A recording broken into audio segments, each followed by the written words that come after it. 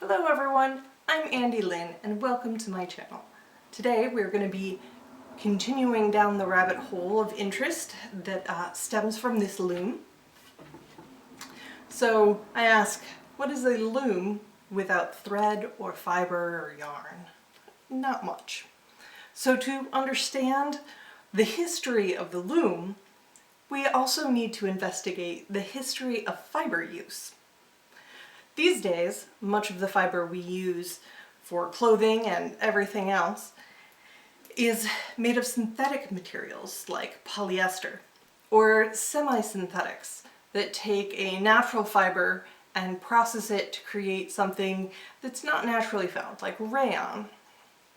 And these synthetics and semi-synthetics are fairly new, but the technology and history of turning plant fiber into fabric is very, very old.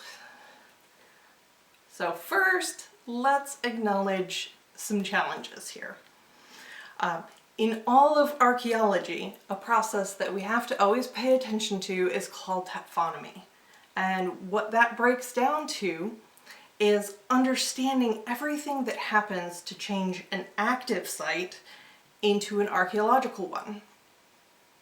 This means accounting for soil deposition and erosion, understanding how items age or decay, different processes for different materials, looking for animal activity either before or during the occupation that could move things around, change what you find, and anything else that can change what the active site looks like to what we find when we do our archaeology.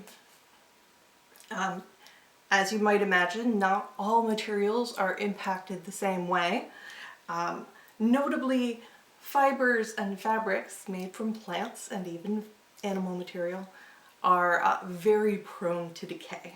While there are certain preservation environments that will preserve fibers, such as dry caves, deserts, or anaerobic bogs, most of the time we have to examine more indirect indicators of fabric. In literate societies, there may be written records, and those can be very useful, but they also might not contain the information that we're looking for.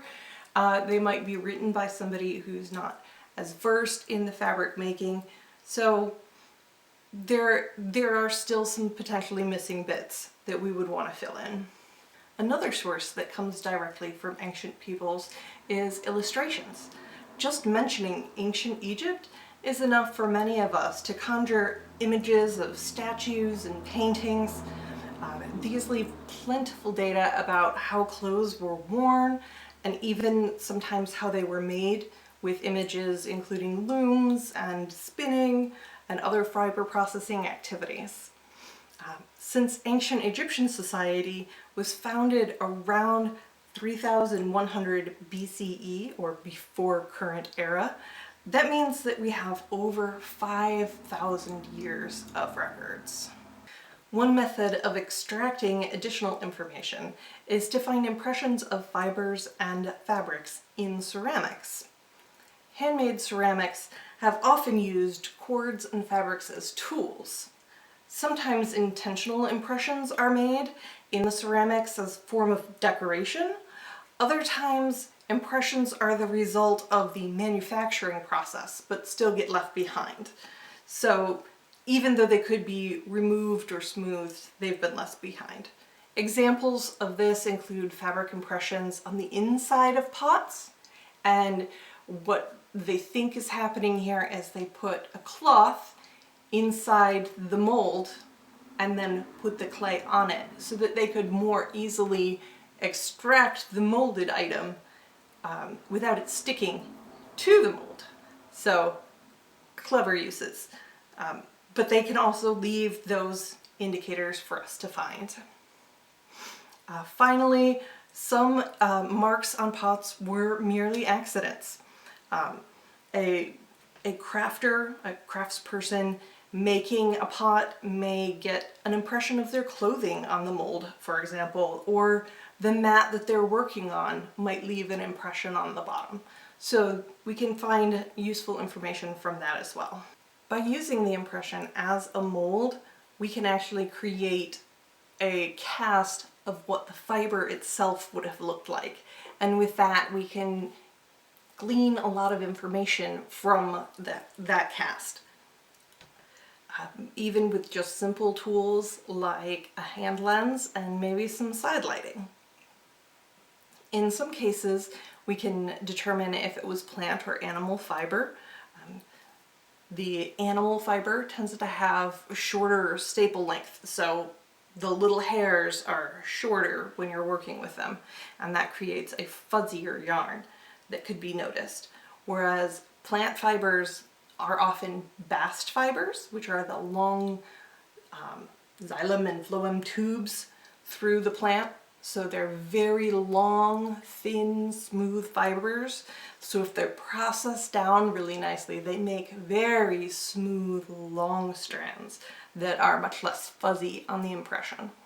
We can also use an impression to determine if the fiber was spun in a Z-twist or S-twist, that is which direction you spin it in, and we can see if it's single strand or plied, which would have multiple strands then twisted together.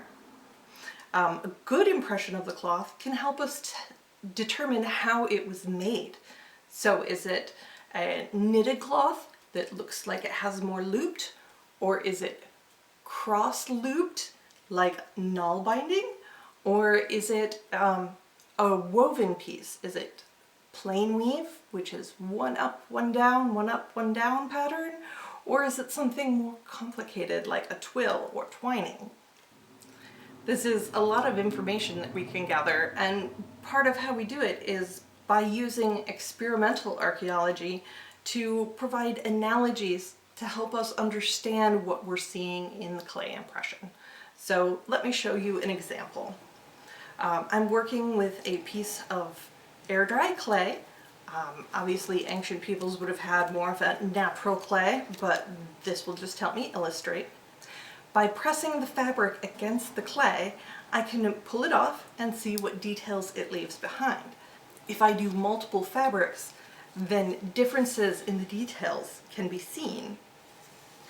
The actual experiments use natural clay, and they fire it and they try and use comparable fibers so that they can recreate everything as closely as possible to what's being found in the archaeological record, to make sure that the fibers they're seeing are representative of the fibers that would have been made. Another technique that may or may not be used is to take the impression, especially if you're not working on the original artifact, and then putting just a little wash over the surface, much like the way side lighting creates shadows to show that depth and texture. Putting on a little wash and then dabbing off the excess also helps show up those details of texture. The comparative pieces that archaeologists have created help decode the information present in the impressions. These conclusions might seem simply logical, but by controlling aspects such as type of fiber, tightness of weave, and the fineness of clay, direct analogies can clarify details that correct inaccurate assumptions and generally expand the amount of data that can be gleaned from a small potsherd. Fabric impressions in clay have been identified in Eastern European sites dated as early as 29,000 years ago. And the quality of those finds is enough to suggest that plant fiber processing had been occurring for quite some time and developed through several stages of refinement.